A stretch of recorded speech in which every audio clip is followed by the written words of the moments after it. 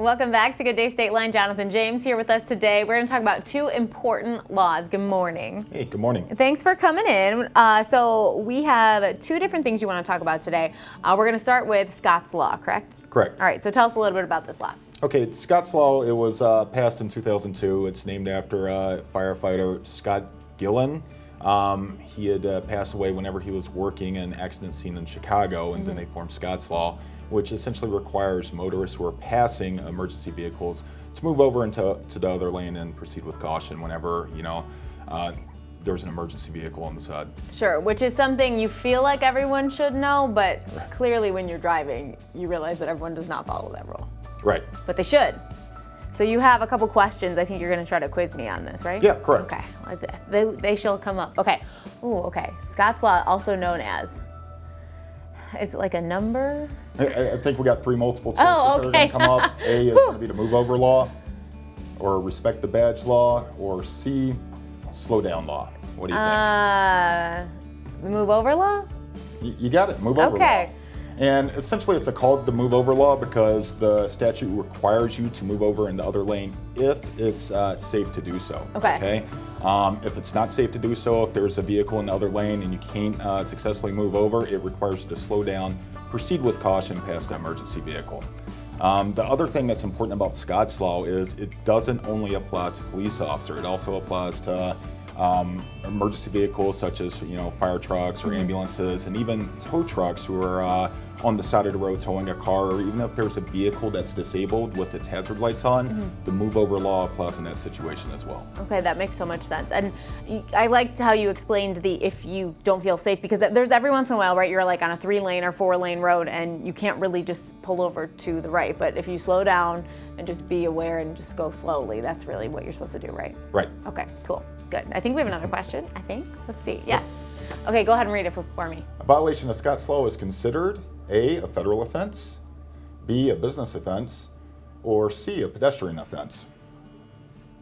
This is a tough one. I don't think it's a pedestrian offense, right? Because you're not the pedestrian? Or am I totally wrong? It is a pedestrian offense? I'm looking around for someone to help me. No one seems to be wanting to.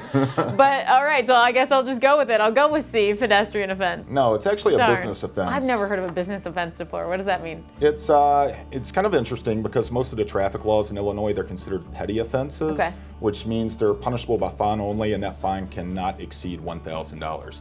However, whenever you're charged with a business offense like the Scott's Law violation, that fine can go all the way up to $10,000. So it's there's a little bit more. It's like in the middle. Right. So when you're flying on an airplane, it's like business class. It's in the middle between coach and first class. Yeah, that's how my mind works, but that's how I'll remember it. Right. For sure. Okay, good to know. Now, we also want to talk about school buses because school is back in session, and there are so many rules that apply when a school bus is around that don't apply when they're not around. I think we have more questions on that as well. All right, let's bring them up. Anyone who was found guilty of improperly passing a school bus will receive, and we're going to go with A, suspension of license, B, 100 hours of community service, or C, jail time. A? A is correct. Okay. So if you are found guilty of improperly passing a school bus, your license will be suspended. Okay, and so you just aren't supposed to pass the bus when it's stopped, right? That's correct.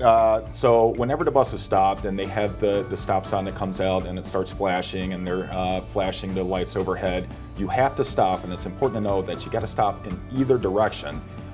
So even if you're going in the same direction as the school bus, obviously you're going to be behind it. You cannot pass it. But if you're going the other direction and the stop sign's out, you're not allowed to pass it.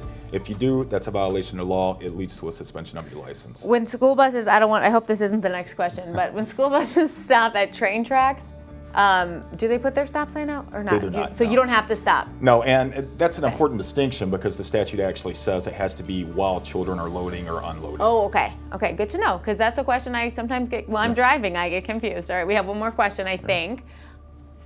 Cars traveling in both directions must stop if there's A, multi-lane 4 or more highway, B, divided road or highway, or C, 2-lane road or highway.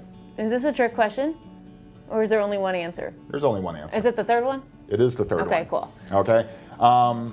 So, and the reason we got this question up here is that if you have 2 lanes going in each direction, and you're traveling in the same direction as the school bus and the stop sign comes out, then you must stop if you're behind the school bus.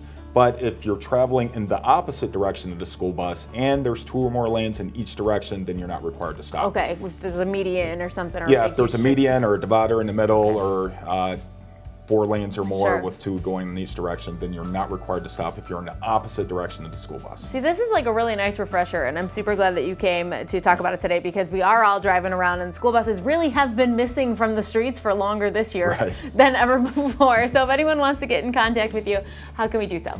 You can visit our website. It's northernillinoislaw.com. It has information about Scott's Law, about the school bus Cool. law, and a bunch of different topics out there. Awesome. Well, thank you so much for spending some time with us today. Great, thank you. When we come back, we're going to hear the story behind an incredible local charity, K Cancer Softball. But before we get to that, we have to name our fan of the week. We asked you on Facebook, this is a big question, what's the best purchase you've ever made? Our winner this week is Carla. She said wine. Great answer, Carla. She wins a GDS swag bag packed with goodies, including a wine glass. You have a chance to win next week. Just make sure you're always following us on Facebook for details. We'll be right back.